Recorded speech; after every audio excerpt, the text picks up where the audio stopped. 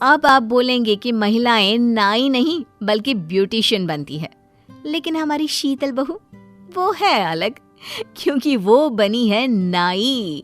वो नाई जो मर्दों के बाल काटता है। ये क्या है बहू, क्या ये नुक्कड़ में तुम शीशा लगाकर कुर्सी रखकर बैठ जाती हो? अरे ये नाई वाला काम करने की जरूरत क्या पड़ गई बहू?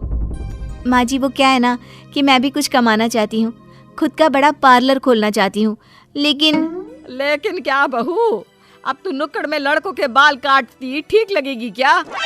माँ जी प्लीज आप तो साथ दे। पार्लर का काम करना सीखना था मुझे, लेकिन अभी लड़कों के बाल काटना सीखा ही था कि पापा ने कहा वो लोग एकेडमी के आगे के पैसे नहीं दे पाएंगे और फिर शादी करा दी। माँ जी ये भी किसी तरह कमाकर घर चला रहा है, उस पर अब मैं कहूँ कि मुझे काम सीखना है, मुझे पैसे दो, तो अच्छा नहीं लगेगा ना। अच्छा ठीक है जा बहू, लेकिन तू नाई कहलाएगी, ब्यूटिशियन नहीं, ये ध्यान रखना। अरे इससे क्या लेना देना माँ जी, क्या हो गया, काम तो काम होता है ना। आगे बढ़ने के लिए कहीं से तो शुरुआत करनी ही होगी। देख ले बहू, तू और तेरा पति ठीक है तो हम भी ठीक है, हमें फिर क्या परेशानी हो सकती है। खैर किसी तरह सब ठीक हो जाता है और बहू की नाई की दुकान चल पड़ती है। अरे क्या बात है शीतल, कल तो नुक्कड़ में तुम्हारी बहुत तारीफ हो रही थी। अच्छा क्या बात हो रही थी? वो रमेश है ना, वो बोल रहा था भाभी जी ने बाल काटा तो बिल्कुल हीरो स्टाइल में। बोल रहा था बड़े से बड़े पार्लर वाले ऐसा बाल नहीं काट सकते। हाँ वो मुन्ना भी बोल रहा था भाभी ने तो बिल्कुल विराट कोहली जैसी दाढ़ी बना दी है। अब तो शादी के लिए भी लड़की वाले मान गए, अगले महीने शादी भी तय हो गई है उसकी।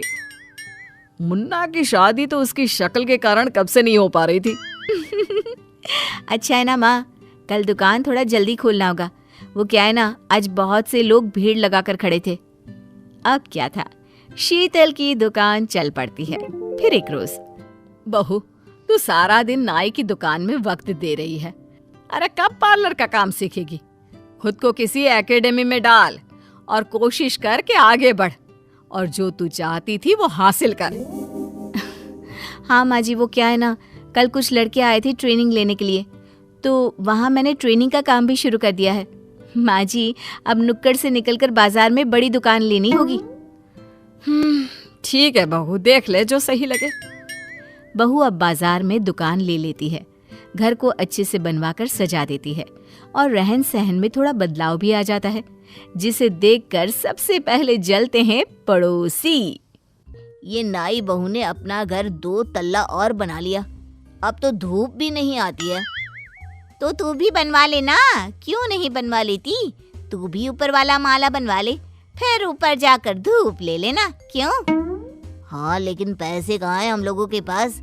भाई इज्जतदार लोग हैं हम, कोई नाई नहीं है। पड़ोसियों की बात सास के कान तक भी जाती है, वो भी चकित हो जाती है। ये तो मैंने सोचा ही नहीं कि मेरी बहू नाई कहला रही है। बहू ने तो कहा था कि जल्दी से वो इस काम से पार्लर का काम सीख लेगी और लेडीज पार्लर खोल लेगी, लेकिन बहू ने तो उल्टा लड़कों को ट्रेनिंग देनी भी शुरू कर दी है। आज आए तो बात करती हूँ उससे। शाम को जब बहू नाई की दुकान बंद करके घर आती है तो सास का विकराल रूप सामने होता है।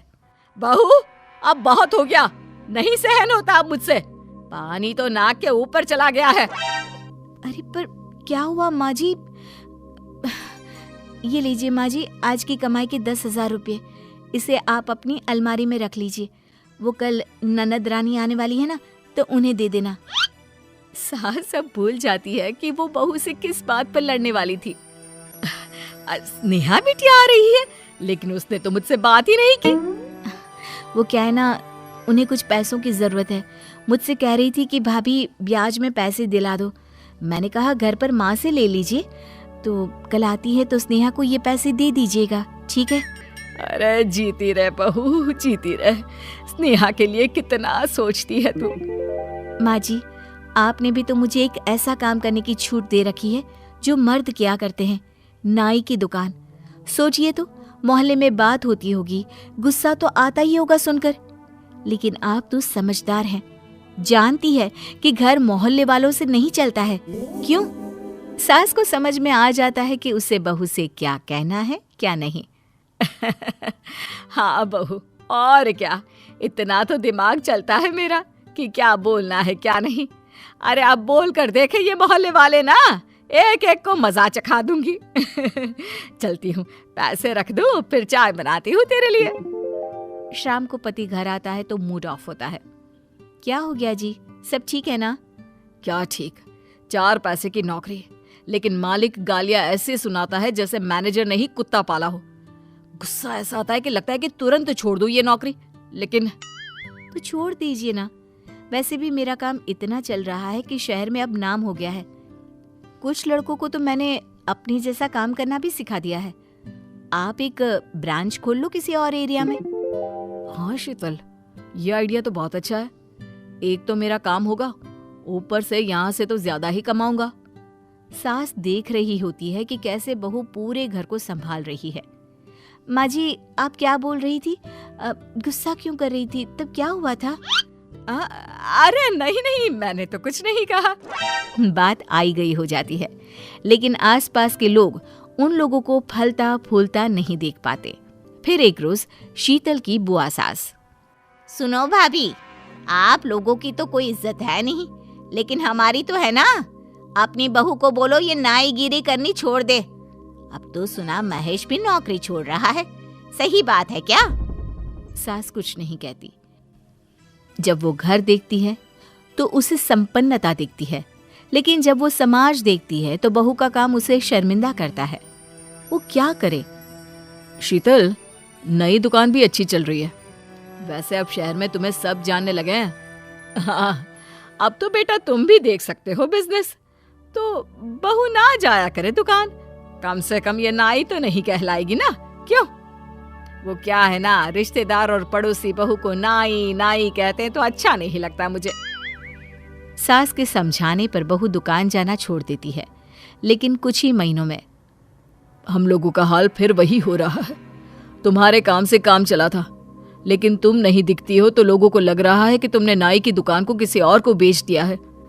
इस महीने तो दुकान का किराया भी नहीं निकलेगा, पैसे कहाँ से आएंगे? वो स्नेहा दीदी को 10,000 दिए थे, वो मांग लीजिए ना। मैंने तो सोचा ही नहीं था कि दीदी से पैसे कभी वापस लूंगी, लेकिन अब क्या करें। सास को समझ में आ जाता है कि बहू के काम से पूरा परिवार ठीक से चल रहा था। बहू मुझे माफ कर दे, मैं लोगों के कहने में आ गई। तेरा काम तेरी पहचान है और मुझे किसी से उसकी पहचान नहीं छीननी चाहिए।